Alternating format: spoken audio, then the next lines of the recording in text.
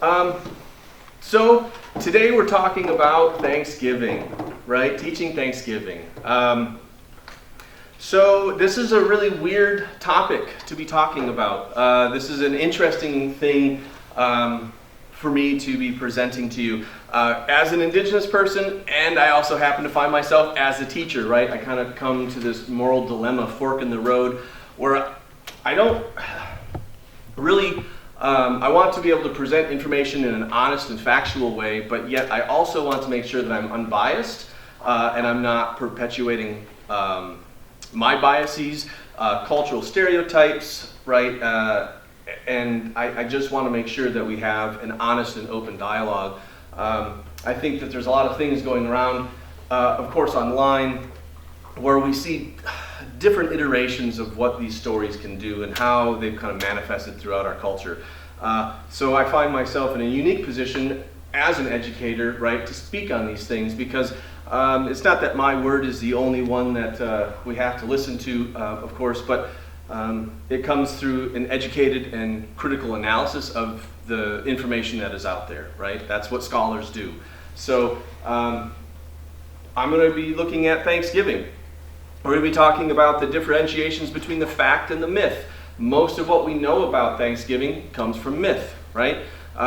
Although, like any good mythology, right, an epistemological background, some of those myths are always steeped in fact. So it's really interesting how we can start deconstructing some of these myths and figuring out where the factual parts are, right, what we actually know, and how they've kind of snowballed and turned into what they have today. So a good place to start, and if a few kind of ideas as we start. Let me move this. So a couple of good books that we want to start with, just in general for your own references. And you are more than welcome to email me for any of my bibliographies, or just come to my office. I have a plethora, my little library. The Invasion of America by Francis Jennings is a really good one to start with. There's a few other ones. David Standard, The American Holocaust, which I'll be reading from today as well. Roxanne Dunbar Ortiz has several books in this one, The Indigenous Peoples' History of the United States. There's also a children's version of this as well. The British Civil War of 1621 through 1642, and then the Puritan Uprising of 1653 are all really good texts that I'm going to be pulling from today to talk about some of the historical and mythological facts as we kind of move through this conversation. I have a lot of slides, mostly images, to go through and talk about, though I want you to stop and ask questions as they arise. I will also try to make this quick so you can ask questions at the end if you so choose. So really, what do we know about Thanksgiving, right? What's the story that we're taught, right? And again, it's this idea between fact versus myth, right? So let's start with the myth first, right? This is what we're taught in school. These are the things. I have an 8-year-old who came home with a shirt that was petite brown that had fringe cut on it, and a little paper headband with multicolored feathers, and it said Wild Savage on it, and I was like, that's awesome. Wow, it's 2021, right? I was like, how can this happen? So these are really some of the things, as I've had children, I've really started to dissect and kind of jump into more. But what we're taught mostly in school, right, more in the K through 12 in the high schools, 1620, we see that September 16th, the Pilgrims fled England on the Mayflower, escaping religious persecution, right? December 12th, they landed, December 11th, actually, they landed in Cape Cod, and then the 12th, they landed at Plymouth Rock, the Plymouth Plantation. What we know of the Puritans, or as we call them, Pilgrims, but Pilgrim really wasn't a term that didn't come out until 1863, really with Abraham Lincoln's Thanksgiving address. But the Puritans, we're taught that they just put their faith in God, and they went to the empty wilderness, right, to build a new kingdom of heaven. And then, of course, the most notable people that we know that are on the Mayflower, William Bradford and then Miles Standish.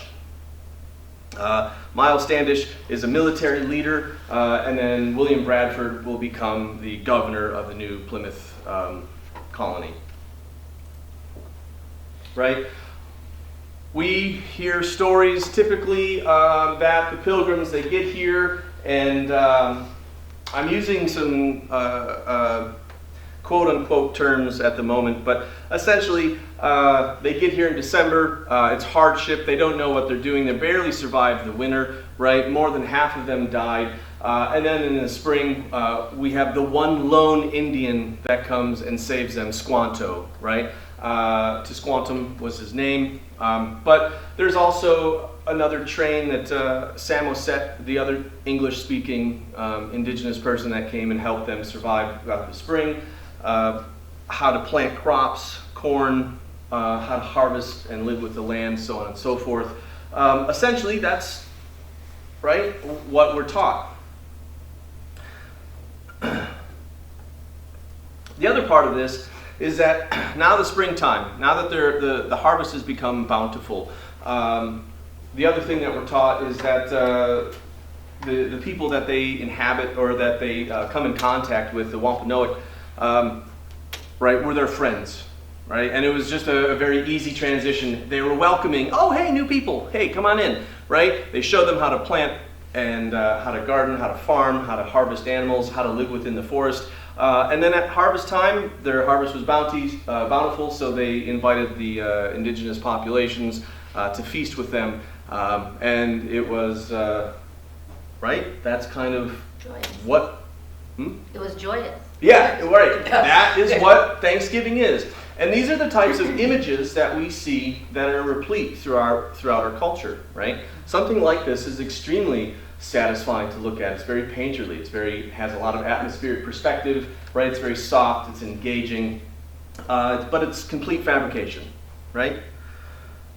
So little of what I'll just say what we know. Most of what we know of Thanksgiving, of the actual 1621 feast, right, comes from a small passage written in 1636 by Edward Winslow. I'd like to read that to you real quick. So, our harvest being gotten in, our governor sent 4 to 5 men fowling, that we might, after more special manner, rejoice together, after we had gathered the fruits of our labor. They 4 in one day killed as much fowl as, and with a little besides, served the company almost a week. At which time, amongst other recreations, we exercised our arms. Many of the Indians started coming among us, and among the rest, their great king, Massasoi, with some 90 men, whom for 3 days we entertained and feasted. Then they went out and killed 5 deer, which they brought back to the plantation and bestowed upon our governor, and upon the captain and others. End quote. So those 115 words are the only surviving texts or understanding of what the original 1621 feast was. Now, interestingly enough, what we know about Thanksgiving actually comes from the 19th century. Jane Austen, not that Jane Austen, this Jane Austen. Okay, there's a difference. She's a 19th century American author. The Nameless Nobleman is another text that she wrote. Another one is the Nantucket Scraps. However, her most popular text that she wrote was in 1889 called Standish of Standish, Story of the Pilgrims. It was a 40-chapter text, and chapter 26 was titled The First Thanksgiving of New England. Now, within that text, in the preface of that chapter, Austen promises her readers, you will not be misled as to the facts of the story. Yet, modern literary scholars, right, have now determined that more than 98% of her retelling is complete, pure fabrication. Okay? So, before I get into the rest of that, I would like to read. This is one of her passages. Okay? By noon, and See if you can spot the difference between the 115 words that I just read and what Jane Austen writes. Okay? By noon, the long tables were spread in the most idyllic of settings, as the thick yellow sunshine filtered through with just warmth enough to comfort, and the singing southerly breeze brought wafts of perfume from the forest. The menu of the banquet would have been an honor to a Boston hotel. There were numerous, enormous turkeys, of course, more succulent than I've ever seen, perfectly accompanied by beechnut stuffing. The oysters and the scallop shells were a singular success. The ladies had fried the oysters in a mixture of breadcrumbs, spice, wine, and placed a serving of the delicacy in a clamshell at each man's place. Then there were mighty venison pasties, and the savory stew compounded of all things that fly in the air, and all that flies in the hunter of Plymouth woods. No longer flying now, but swimming in a glorious broth, cunningly seasoned by hand. The thick, bested with dumplings of barley flour, light, toothsome, and satisfying. Besides, there were roasts of various kinds and thin cakes of breads and manchets, rolls from the finest flours of wheat, the bowls of salad set off with wreaths of autumn leaves laid around them, and great baskets of grapes, white and purple, and of the native plum, so delicious when fully ripe, in its colors of black, white, and red. Okay, now, what I'm going to say is that I have no problem with embellishment. Okay? But it's interesting. I wonder what she really meant when she said, "You will not be misled as to the facts." Because out of the 115 words, right, that Edward Winslow wrote, right, in 1663, certainly does not fit the description, or the portrayal that Austen was trying to make. Now, interestingly enough, this text was reprinted 28 times, okay? That's an insane amount of times to be reprinted. And then in 1897, the Ladies' Home Journal, which was a predominant periodical at that time, wrote a story called The First Thanksgiving, right? And they relied heavily on Austen's retelling, so much so that they wrote it as unquestionable and irrevocable fact, okay?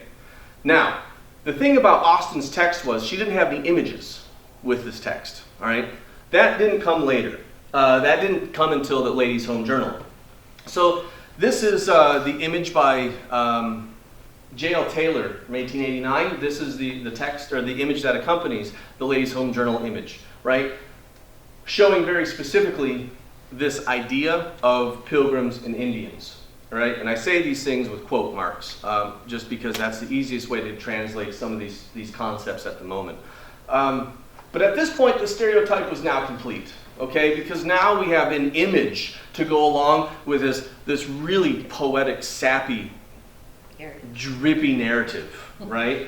Of how, I mean, it's like Martha Stewart, right? But like a Puritan times, or the Victorian era. It's really bizarre, right? But by 1920, this was, right, 1889, right? So by the end of 1920, Thanksgiving, as it were, was one of the most talked about subjects and taught subjects in public school systems here in the United States, right? We start seeing Thanksgiving postcards, right, coming out from this era. And the children of this country, if they feast on geese or prey, should bless God for those brave pilgrims and their first Thanksgiving day, right? Little lyrical poems. But again, showing what we should be doing during Thanksgiving. Of course, then in 1941, Norman Rockwell, anybody that understands art understands that if Norman Rockwell did it, then it's got to be fact, right? He's an amazing painter, of course, right? And anybody that doesn't know Norman Rockwell, this is him right here. He always paints himself within the image. This image, again, is called Freedom from Want, which is a really heavy-laden concept for a title of a painting, right? Freedom from want, meaning I don't need to want anything. This is everything that I have here. It's my family. It's rejoice. We'll get into this a little bit more. But these are how stereotypes are set. These are generational, right? That comes on the wave of every so often a new generation puts out a new type of, an icon, right? Because that's really what it becomes, right? The turkey, all of these things become hyper-indexical, these hyper-icons of our society and of our culture. So it is easy to understand now how something like that can transition into very cute, kitschy, fun things, right? We see the little headbands that I was just talking to you about, right? We see public schools, right, K through 12, teaching and having children dress up as pilgrims and Indians, right, in these stereotyped costumes. Completely innocent of what is actually, what they're doing. They have no idea what they're being involved in. They just understand that, like, oh, it was this joyous time, right? The pilgrims came over and the Indians were like, oh, sure, we have a lot of land. Go ahead, you can take that. That's fine, right? And then they had turkey and, right?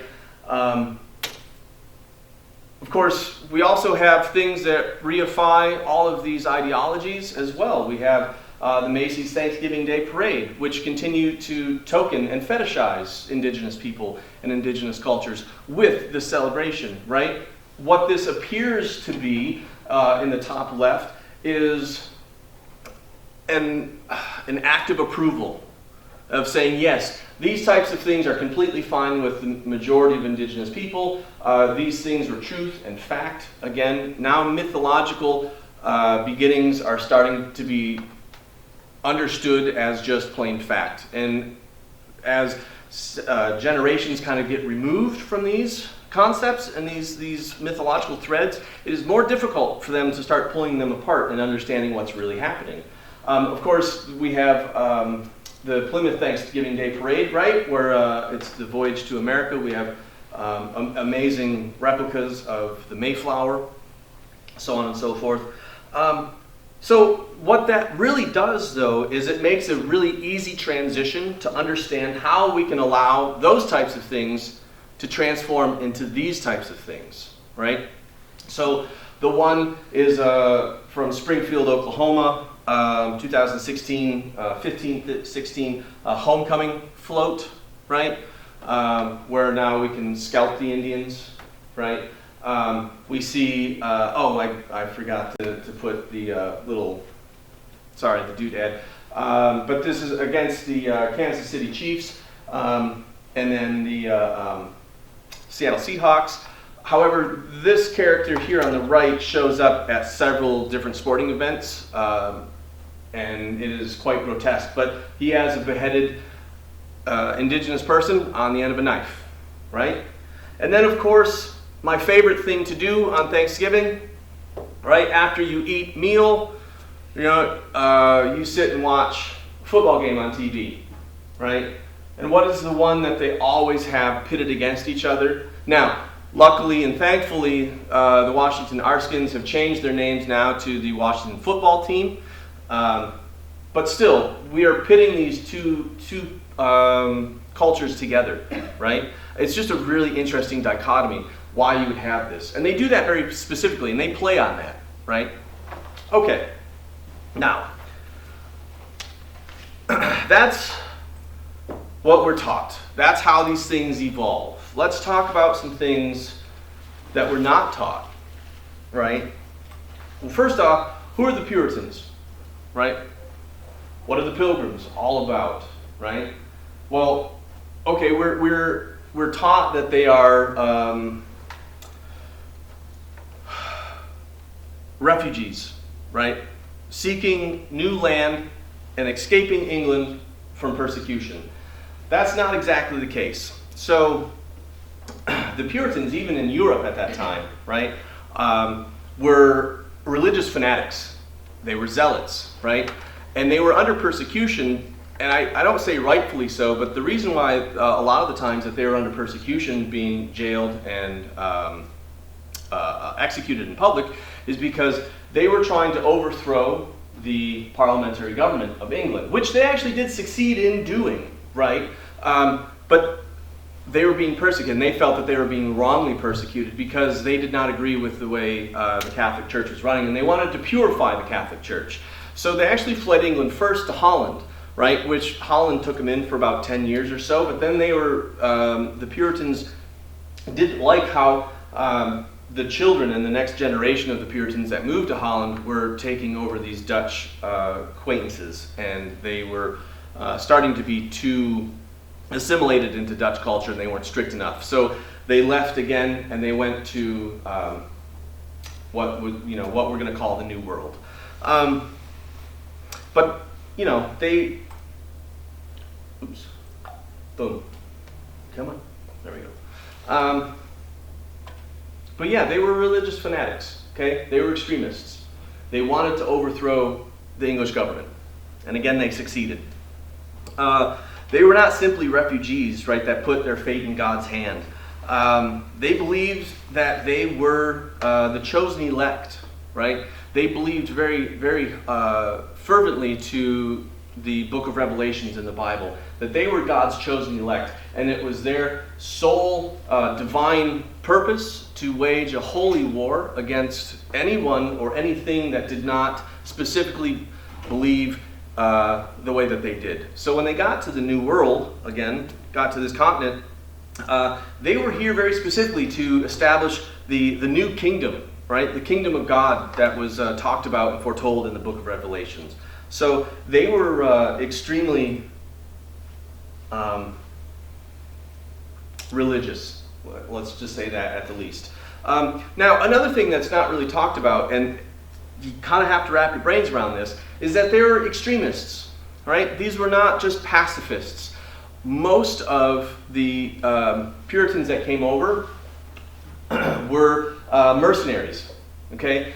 Because when they came over in 1620, right, that's what we're told. Of course, Columbus sails the ocean blue in 1492. That idiom is backwards, but 1492, Columbus sails the ocean blue. There we go.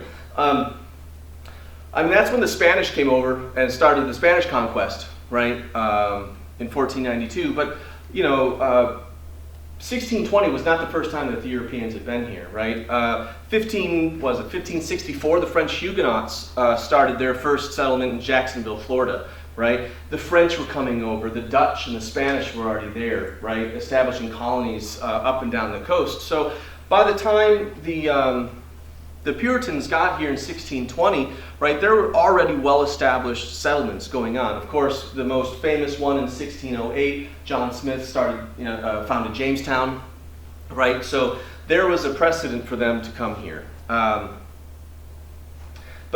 yeah, they were very vengeful, and they were very skilled at warfare, because the mercenaries that they had, of course, they were looking for money, right? Because they were aware of the trade, the fur trade that was going on at the time, right? So they were coming looking for wealth and prosperity.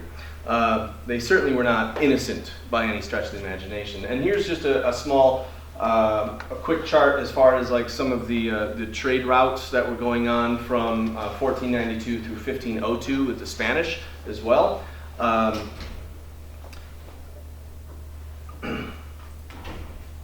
So when we have to understand a few things first. So this story really starts like with the idea of what Thanksgiving is all about. It's not the feast in 1621, right? Mostly what happened in the feast of 1621, as we'll get into in just a second, was more of a land broker deal, right? Treaty. It was not certainly a, hey, help us. Look we had a good harvest, come and eat with us. So we could start this story, let's say at 1615, 1616. The English traders brought in smallpox, okay? Now up and down the East Coast in Connecticut, Massachusetts, as we look at this map here, were completely devastated. Probably around 75% of the total population of the East Coast, Massachusetts and Connecticut, were completely wiped out within the year following 1616. Okay, so then there's a rebuilding period with the indigenous communities where they started to get a little strong again, and that's where the Puritans come in. But when they got here in 1620, they had landed at an old Wampanoag village that had been completely annihilated by smallpox. 100% of the population of that village was gone. Okay, So when they got here, it was easy for them. There was already dwellings, there was already tilled fields, there were already cleared grounds. So it was easy for them to kind of take over. Now, but the indigenous populations, they had, for the last 15, 20 years, had been in contact with the Europeans. So, and they had went through these huge, cataclysmic and these genocidal events. So they were fairly skeptical about like who these people were. And it certainly wasn't a, hey, we're coming to join you. Now, we get into this idea of Squanto.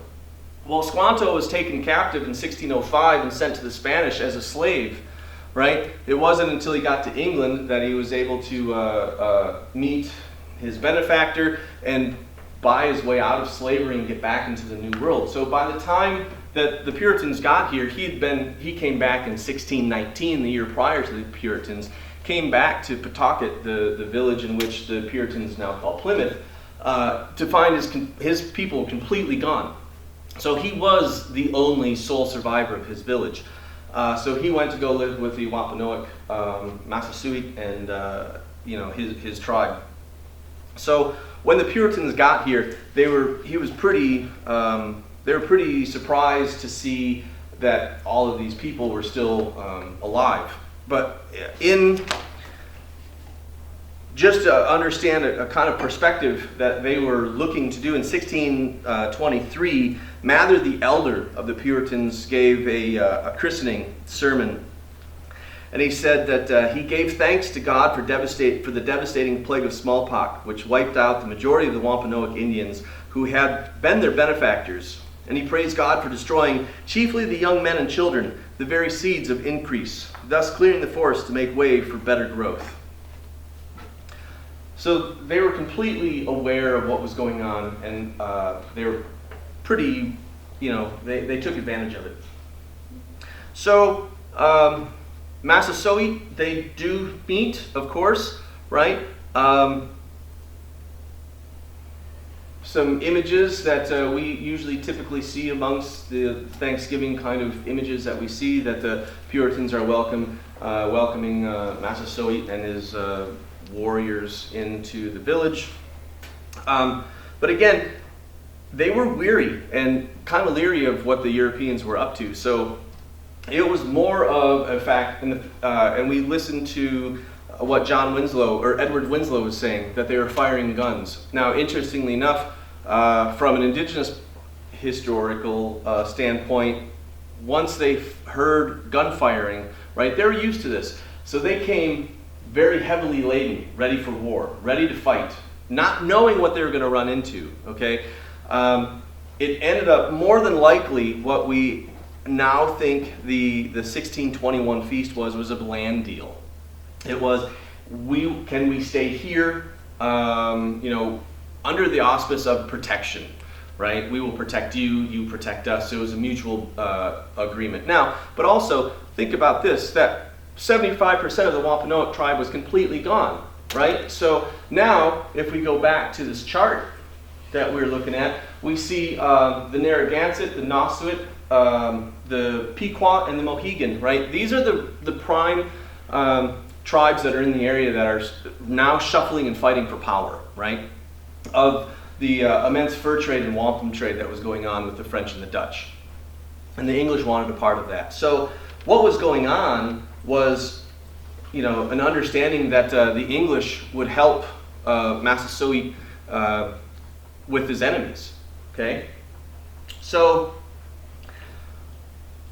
the typical Thanksgiving meal that we celebrate is actually something that we refer to historically as the Pequot War.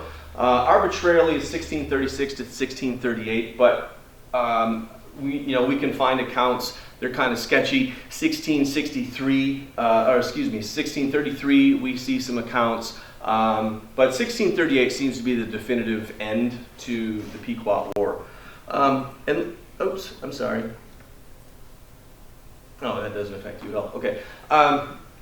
And like I said before, what this really was is economic commerce, okay? Economic trade and resources. It was over the fur trade. It was over wampum. Now, interestingly, wampum itself is a shell, very sacred shell out of the coag shell here that we see in this image. it was used for ceremony. It was the highest honor that you could gift to somebody, was to have wampum, right? They made treaties out of them, right? And it was a forever promise.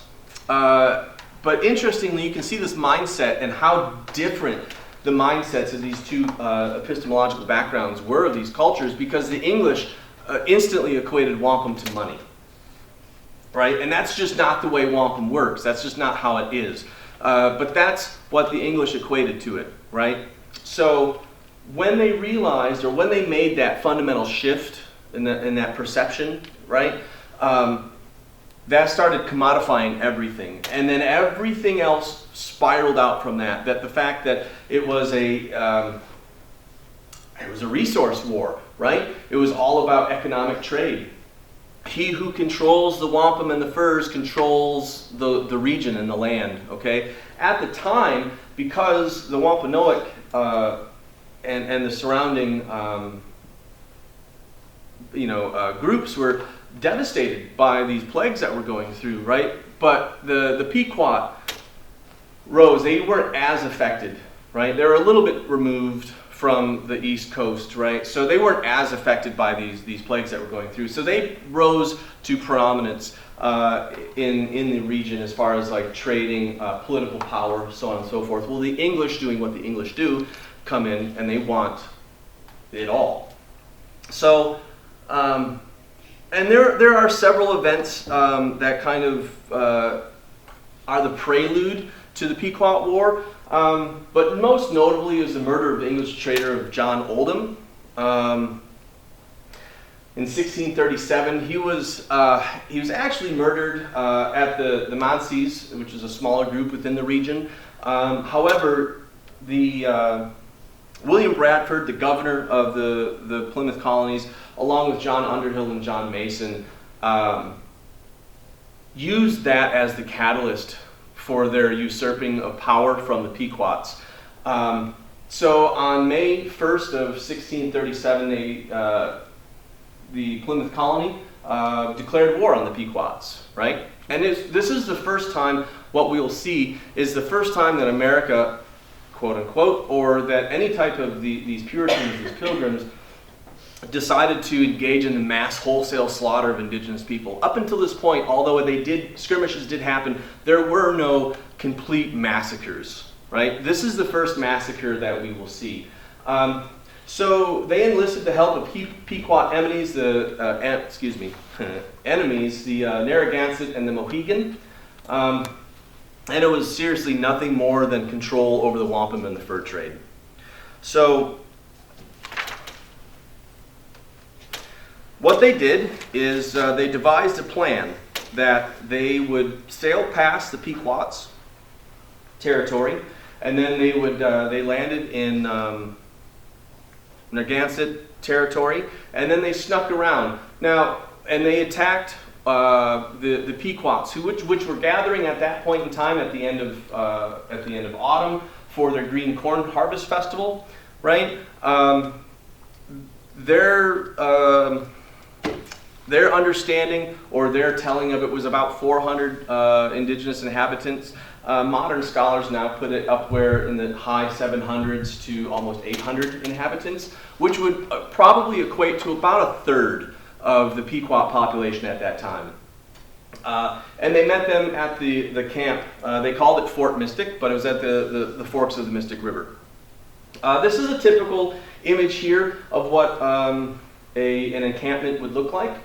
We have longhouses here, wigwamensens, inside just a crudely structure out of wood and birch bark or elm bark for their protection, and around these palisades. But then here, if you see, we have two, and there's always two on each end, and typically they are about the size of a human that can stand sideways and kind of skirt through them, right? You can't walk shoulder to shoulder. You certainly couldn't put two abreast, right? That was very, very specific and very methodical. It was for protection, right?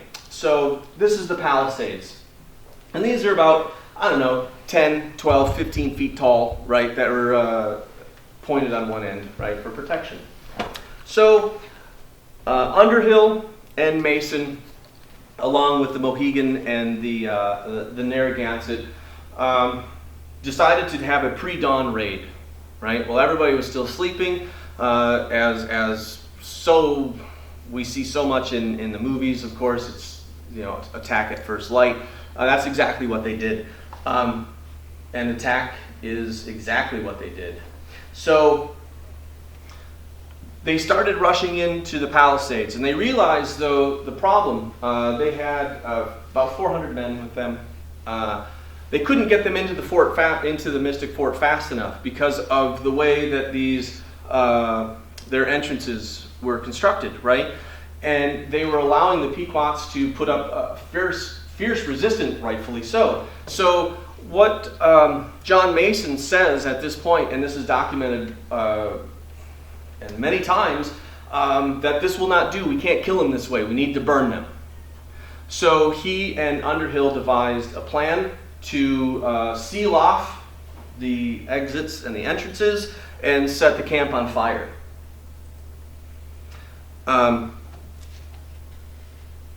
Just some images. So I want to read you a passage.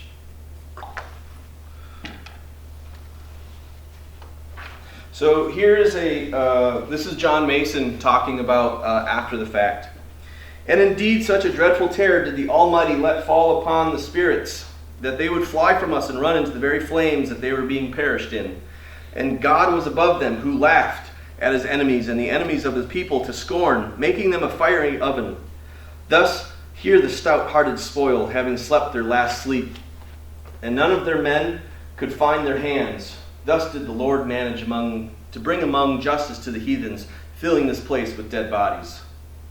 It was a ghastly sight, especially now, since we know now, as Francis Jennings reminds us, that most who were dying in the fires and who were crawling from under their beds were women and children, right? Most of the men were actually away at a festival and hunting as well. So the people that were in the specific Palisades that night were elders, women, and children. However, let's keep going. John Underhill justified the killing of the men and women and the children. It was a fearful sight to see them fraying in the fire and the streams of blood quenching the same. The horrible was the stink and the scent thereof, but the victory seemed sweet sacrifice, and they gave us the praise thereof to God, who had wrought so wonderfully upon them, thus enclose their enemies in their hands and give us the speedy victory of our insulting enemy.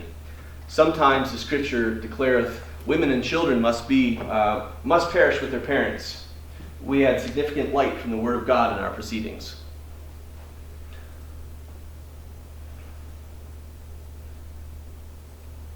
So this is an account of a drawing of what the Fort Mystic would look like. After they set it on fire, the militiamen went out and surrounded it. They had the Narragansett and the Mohican encircled after them. And they say, historical records, as far as we can tell, all but 5 survived. Only 5 survived. My apologies.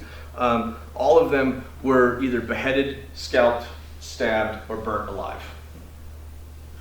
Now, William Bradford, the governor of the Massachusetts, Plymouth colony, declared that it was a victory and declared a day of Thanksgiving, right, the next day. And what this did is actually pave the way for, in the months and the weeks following, several more raids within the Pequots, because obviously, they had seen the fires and they came to their aid. Now, the Narragansett and the Mohican actually broke their alliance with the English at this point because of the mass devastation and genocide. They couldn't stand it. They didn't know what they were signing up for. However, that wasn't the case. That wasn't the thing that really put us over the edge. What started our Thanksgiving tradition here in this country was after another successful raid, the church in Plymouth said that we need to have a second day of Thanksgiving. Now, it was the English intention the entire time, again, was to control the trade, right? They wanted to control the resources of the area by any means necessary, okay?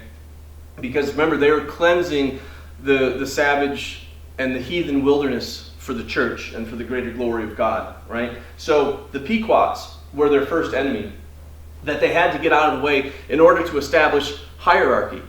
Well, who else was next after that? Well, their allies, right? Massasoi and the Wampanoag. Upon the second declaration of Thanksgiving, the English turned to the Wampanoag and slaughtered the remaining Wampanoag tribe. They took Massasoi to the town center, beheaded him, put his head on a 15-foot pike, and stuck it outside of the Plymouth plantation for 24 years. 24 years they had his head on a pike, right? To establish that the English in the Plymouth were the leaders of the trade, and that they were the economic and political power of the region, okay?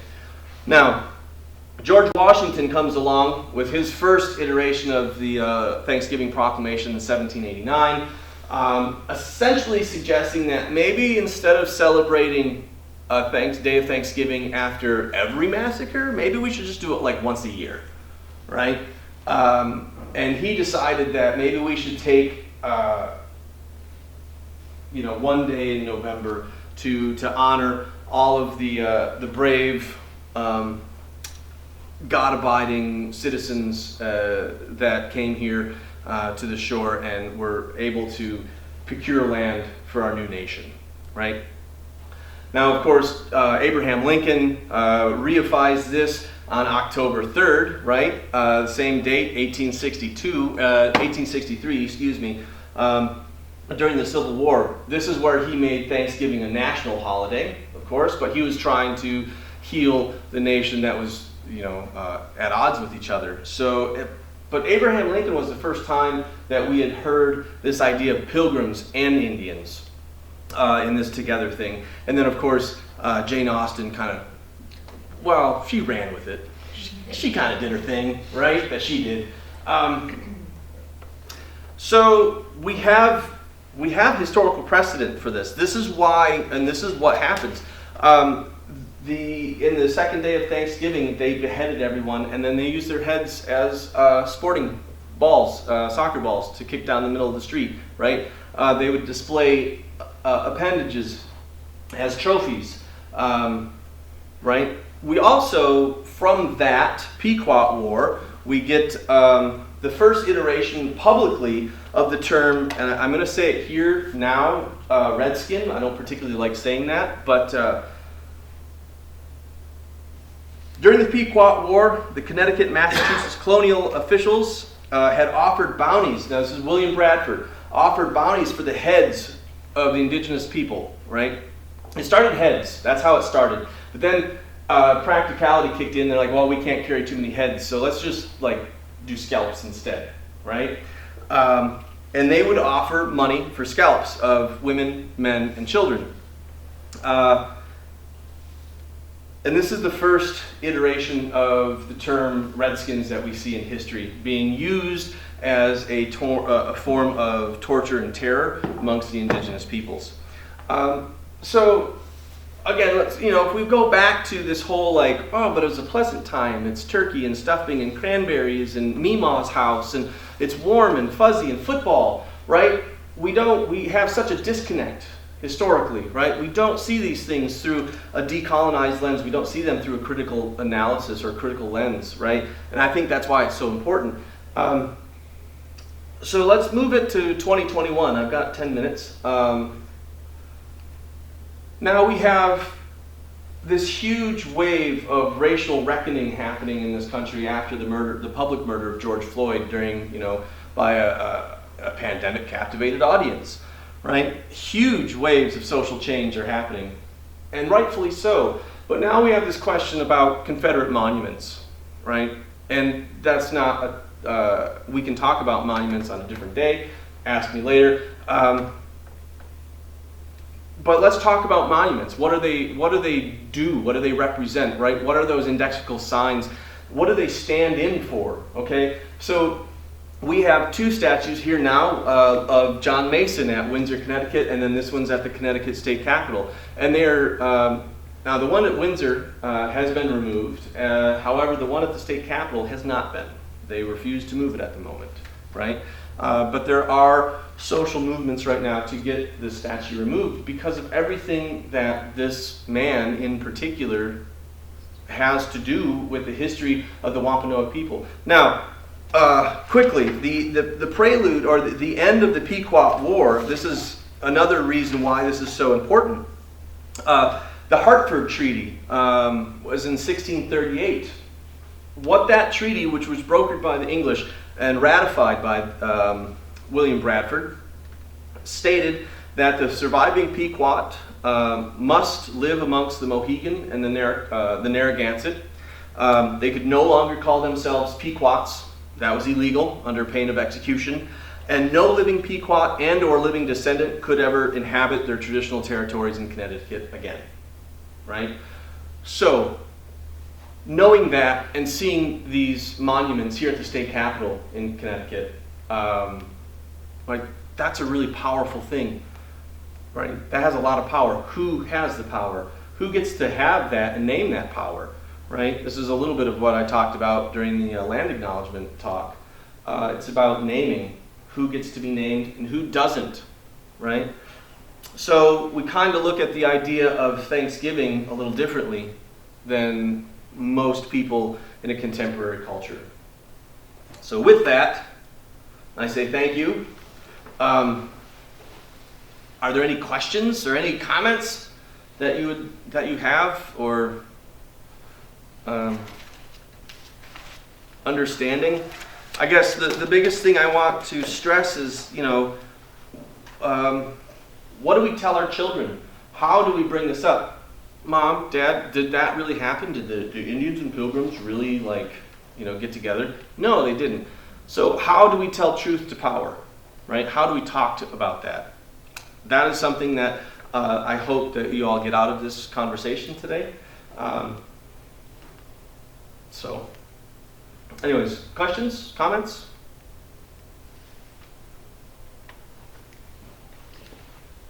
Online?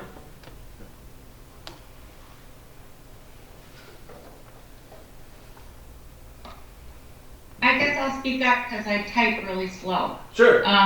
This is Barb. Hey. I just want to say, first of all, gosh, I'm kind of sitting here stunned, heartbroken, and my family history, my parents were so proud of, and I don't, advocate their feelings, but so proud of taking their ancestry back to the folks on the Mayflower, and I've done my own history, but this is just wow, a total different view, very enlightening and very heartbreaking. And yeah. I want to thank you so much because this gives me a lot to think about. Cool, thank you. I appreciate it. Yeah, it's different. I think Leslie posted a comment. Oh yeah, I don't have my thing up. Anybody want to read it? I can't see it. Oh, I can't see it either. Leslie? She's... Thanks, Seth. Appreciate you speaking on this topic. Oh, okay. Right on. Yeah, you're welcome, of course. Right? What are we grateful for? What are we thankful for?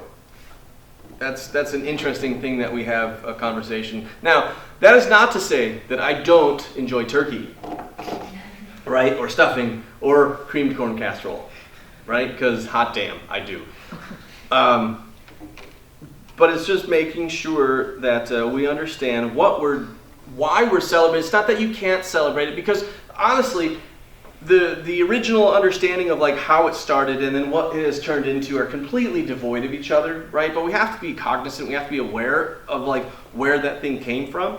But just like images, they change over time, right? They don't mean the same thing to the same group of people in the same generations, right? So we can move forward with Thanksgiving completely fine, devoid of the idea that it was the Pilgrims and the Indians. I don't see a problem with that. What I see a problem is if we continue to perpetuate the stereotypes and the misinformation, right? And this substituting myth for fact. That's the problem. There's a cross-cultural approach to Thanksgiving. I don't know if I'm saying it the right way, but looking at other cultures, like in Norway, for instance, there is this religious holiday called Thanksgiving, Sure. which is linked to, and traditionally linked to a general thanks for the harvest that Sure. the fall that is not linked to the American myth part at all. Oh yeah, And right. so there are ways of celebrating Thanksgiving based on what was there, because this is another, in many ways, this is another holiday that has been co-opted more or less, because Absolutely. this tradition of celebrating harvest, celebrating the fall, celebrating the end of the season has been there long before Absolutely. this tradition started. So that's, I think that might be, if you're looking at a way forward, that we can Sure. potentially celebrate and still feel okay about it, is like you said, divorcing the myth from what it is that we actually celebrate. Well, the Puritans, with Puritan orthodoxy, they would formulate, and the thing is that the idea that they would get together and celebrate was completely not accurate for the Puritans. But Puritan orthodoxy, they would fashion all of their feasts and their celebrations, their Thanksgiving, was usually 3 and 4 and 5 days long, but it was also based off of the Feast of the Tabernacle, right, from the Bible. So it was mostly a day of fasting, or several days of fasting, rather than eating, right? So, again, completely co-opted understanding of this idea of a feast being, or to give thanks, right, is to shove food in your talk hole. What might be a good way to, like, people often will say, Happy Thanksgiving. Well, understanding, like, the historical context, that couldn't really be further from the truth. So, like, I guess, how do we change what we're saying to be cognizant of Indigenous heritage as well? Well, again, I think it's the idea of speaking truth to power. I don't necessarily think that it's wrong to say Happy Thanksgiving, right? We're not using the words correctly, as Tuda pointed out, right? We're not using that word correctly. Thanksgiving is a very specific type of religious or non-secular event. So, but you can say to give thanks, and it's not the same idea, right? I think it's just the understanding of, again, trying to be truthful to the historical context of where things kind of evolved, right? And when people start to, I don't see a problem with that Happy Thanksgiving, right? But if people start to have conversations and dialogue that don't fall in line with historical fact, then as an educator, right, I'm kind of ethically bound to be like, yeah, that's not right, sorry. Here are some things that maybe you should read, all right? And that's why I started this talk out with telling you some books to look at, or the things that I pulled resources from, right? I've studied this a lot, partly because of who I am and my epistemological upbringing, but, I will tell you, a lot of the things that I'm involved in now is sort of out of guilt, because as I was a child, I wouldn't stop people from saying things, or I'd laugh at a joke, or I would do things to help perpetuate, and I didn't know any better, all right? I just didn't feel that I could say anything, and it wasn't in a right frame of mind, and I was young. So I don't know, I kind of have a lot of baggage about that. So this is why I do these things, and I'm not offended by any question. I think that's extremely short-sighted, right, narrow-minded to be offended by questions, right? I'm a teacher. Ask questions. I don't care if it's wrong or not. How are you going to learn? So that was a good question. Any other comments or anything else? I see. I'm trying to pay attention to teams, but if anybody has any questions and they don't want to bring it up, for whatever reason, that's fine. You can always shoot me an email, message me on Teams or whatever. if you'd like, I can post this PowerPoint and all of my notes and lectures to Teams if you'd like. I did put the Indigenous educational resources teams that everybody's a part of, so I can drop stuff in there if you'd like. You know, yeah. All right. Well, I really appreciate everybody taking the time to listen to me. Normally, this is where I'd say "Apachico miigwech bizendao gum." Thank you so much for listening to me today. I really appreciate, and I am thankful for all of you. I really am. You know, I mean, I don't know. I know that sounds sappy and cheesy, but like, you know, you're my family. So I'm thankful. I'm so grateful for all of you. Have a great weekend, and I'll see you guys when you get back from break. Thanks, All right, Seth. thanks. Well done, Seth. Well done.